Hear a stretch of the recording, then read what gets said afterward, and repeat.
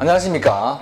땅 따라 다니는 공인중개사 정문수입니다. 오늘은 전속 중개 계약을 매도자의 입장에서 한번 이야기해 보고자 합니다. 좀 더 구체적으로 표현하자면 현재 매도자의 입장에서 어떻게 하면 부동산을 효율적으로 매도를 할 것인가에 대해서 오늘 말씀을 드려보고자 합니다. 제가 우리 부동산에서 거래를 하면서 거래하는 고객에게서 자주 질문을 받는 것 중에 하나인데요. 어떻게 하면은 본인이 물건을 잘 팔 수 있을지, 어떤 부동산에다가 거래를 해야 될지 오늘 거기에 대한 답변을 드릴 겸 이렇게 안내하고자 합니다.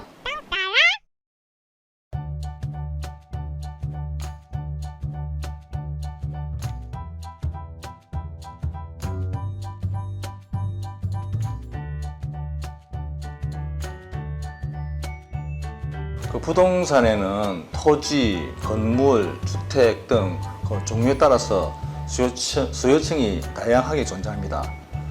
토지에도 건물을 지을 수 있느냐 없느냐, 혹은 또는 향후 개발해서 건축할 수 있는 토지인가 아닌가, 그리고 지금은 건축이 불가능하지만 그래도 미래의 투자 가치가 있는가에 따라 토지를 원하는 매수인의 종류가 다양합니다.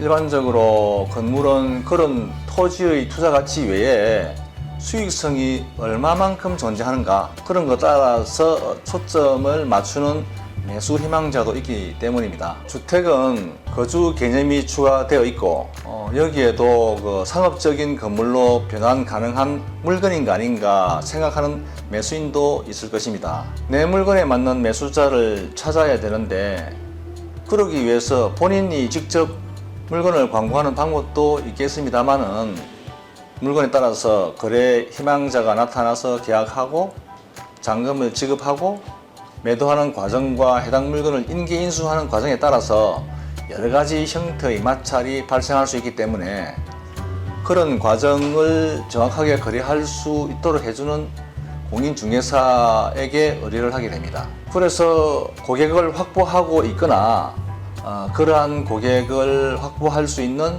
전문 공인중개사에게서 찾는 것이 보통일 것입니다. 보통 우리는 물건을 거래하고 싶을 때에 몇 군데의 부동산 중개 사무실 찾아가서 물건을 여기저기 내놓고 연락 올 때까지 기다리는 것이 보통 우리 매도인이 하는 방법이 일반적인 방법일 것입니다. 여기서 가장 효과적인 방법은 여러 군데 내지 말고 어느 정도 믿을 만한 중개 사무실의 한 군데만 전적으로 맡기는 방법이 가장 효과적이라고 말씀드릴 수 있습니다. 왜냐하면 협의에 따라서 조금 다를 수 있지만 해당되는 다른 모든 부동산 중개인에게 알려줄 수도 있고, 또 신문지상이나 유튜브, 블로그 등 가능한 모든 광고에 노출될 수 있도록 하기 때문에 투명하고 신속하게 거래될 수 있도록 하는 장치가 되기 때문입니다. 이렇게 전적으로 한 중개인에게만 의뢰하여 거래를 하게 되는 형태의 계약을 전속 중개 계약이라고 합니다.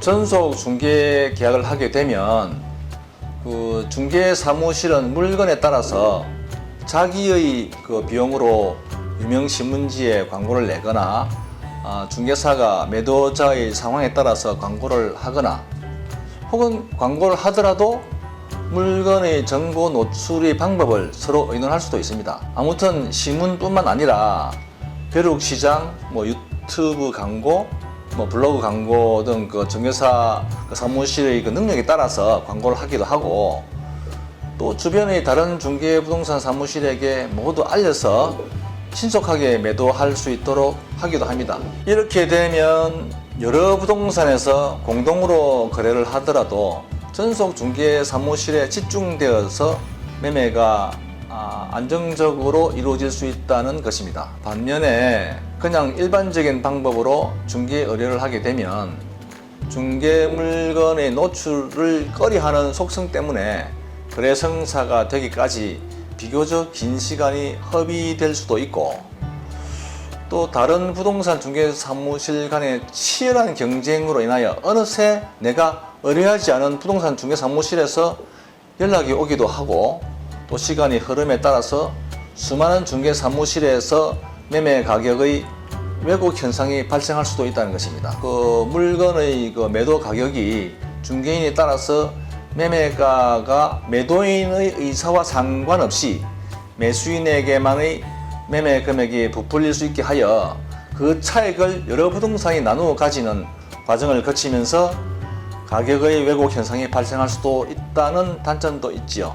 한두 군데 부동산 사무실이나 중개사에게 그 매물을 내게 되면 언젠가부터 내가 의뢰하지 않은 곳에서도 매물로 나온 사실을 어떻게 알았는지 문의 전화가 오기도 합니다. 그것은 물건을 살 의사가 있어서 하는 전화이기도 하지만 물건 시세를 알아보고 주변의 비슷한 부동산 매물의 가격을 비교 분석하고자 하는 의도일 수도 있고, 또 그 매매 물건을 확보하기 위한 작업의 방법으로 접근하는 전화일 수도 있죠. 여러 부동산이나 개인들이 밤낮 없이 전화로 물어오거나 가격을 물어보고 시세를 낮추려고 시도하는 알 수 없는 전화들이 불규칙적으로 지속적으로 전화가 오기도 하고 직접 찾아오기도 해서 귀찮은 일이 생길 수 있습니다.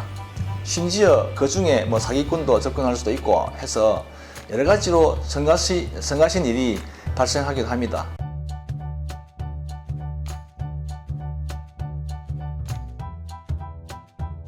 물론 빨리 팔고 싶을 경우에는 10군데, 20군데, 100군데 이상의 그 중개 사무실을 가서 전화해가지고 물건을 의뢰하면 그만큼 노출이 많이 되어서 팔릴 가능성이 많아질 수 있지만, 전속 중개 계약한 한 군데의 중개인에게 의뢰하더라도 그보다 훨씬 더 많은 사무실로 찾아가는 효과가 있도록 계약할 수가 있습니다. 오히려 나중에 내가 찾아가거나 방문한 수많은 곳에서 전화가 오면서 거래에 관련된 문의가 기억하기도 어려운 중개인들에게 일일이 답변해야 하는 그런 번거로운 상황이 생길 수도 있습니다.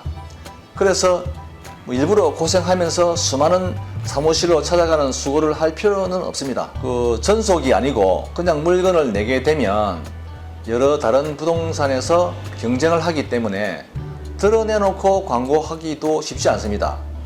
그러면 오히려 물건이 잘 노출이 되지 않아서 시간이 지날수록 거래가 더욱 어려워지거나 매도가가 떨어지는 경향이 생길 수도 있습니다. 우리나라는 아직 전속 중개 계약이 활성화되지 않아서 공인중개사들 간의 신뢰가 약하여 상거래의 마찰이 빈번하기도 하고, 매도인과 매수인의 그 매매 가격에 대하여도 알게 모르게 부정직한 거래와 관련하여 그 중개 보수에 대한 다툼도 많은 것이 사실입니다. 앞으로는 상거래가 투명하도록 하여 거래하는 물건의 가격이 자연스럽게 적정하게 형성이 되는 부동산 시장이 되도록 하는 것이 바람직하다고 봅니다. 그래서 전속 중개 계약이 경쟁력이 있고 능력 있는 중개사들을 중심으로 그 역할을 할 수 있도록 하는 사회의 분위기가 점차 이루어지도록 하여서 제도권 안에서의 정직한 공인중개사에 의한 경제사회가 성숙되도록 하는 것이 좋겠다고 생각합니다. 전속 계약을 하는 매도자의 입장에서 보아도 물론 매도 희망자는 별도의 비용이 전혀 들지 않고, 다만 반드시 전속 계약한 중개사에게만 중개 보수를 지불해야 한다는 것 말고는 특별한 다른 추가 비용이 들지 않습니다. 오히려 중개 보수는 중개법에 따른 정확한 거래 비용에 한정되어서 불법적인 요소가 줄어들 것이라고 생각을 합니다. 그래서 최선을 다하도록 유도하게 하고, 매도 후의 그 사후 각종 세금 관련을 포함하여서 법적인 조치까지 완벽하게 거래에 대한 책임을 질 수 있도록 하는 전속 중개 계약이 매도자에게는 효율적이고 좋은 방법이 될 수 있을 것입니다.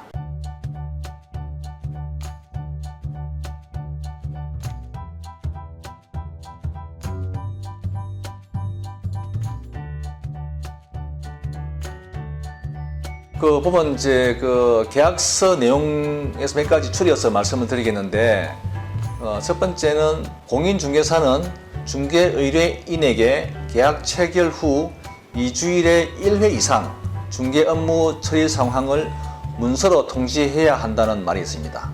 이것은 매도자 입장에서 그 중개사가 열심히 일하고 있는지, 언제쯤에서 거래가 될 가능성이 있는지 이런 것을 수시로 파악할 수 있도록 하는데 도움이 되게 하고 있습니다. 두 번째로 체결 후 공인중개사는 부동산 거래 정보망 또는 일간신문에 정보를 공개하고 이를 의뢰인에게 통지한다.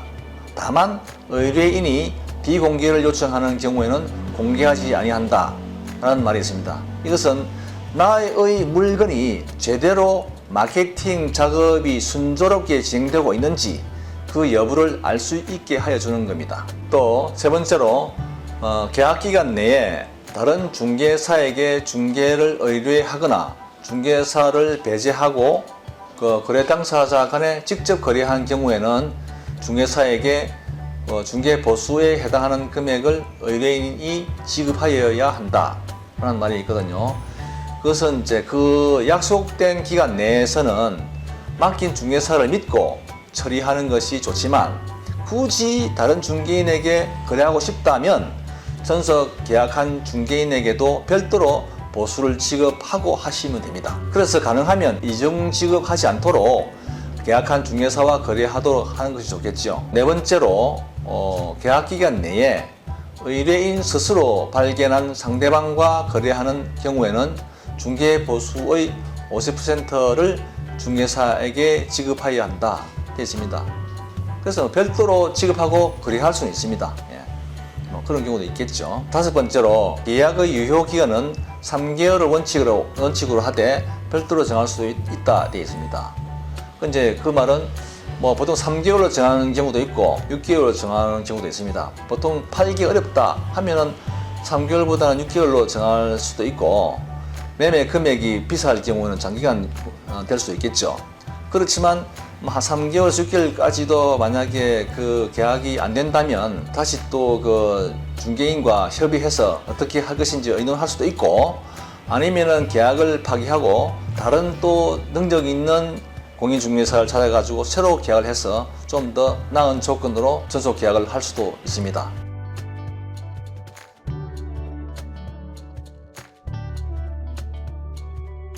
오늘은 전속 계약을 하시는 매도자의 입장에서는 비용적으로나 시간적으로나 모두 유리하다는 말씀을 드리면서 가능하면은 전속 계약을 하시도록 권장하는 취지에서 말씀드렸습니다. 앞으로는 전속 중개 계약이 활성화되는 사회적 분위기가 점점 형성될 것이라고 생각됩니다. 앞으로 전속 계약이 활성화되어서 부동산 거래 시장이 좀 더 투명하고 정직한 거래가 이루어져야 할 것이고, 또 그렇게 됨으로써 매수자나 매도자가 안심하고 정당한 가격으로 사고 파는 시장이 형성되도록 하여야겠습니다. 또한 그렇게 전속 계약이 이제 자주 일어나고 그런 분위기가 확산이 되면 부동산 중개인의 공동 중개에 관련된 서로 공동 중개인 간의 신뢰가 형성되는 데도 많은 도움이 될 것입니다.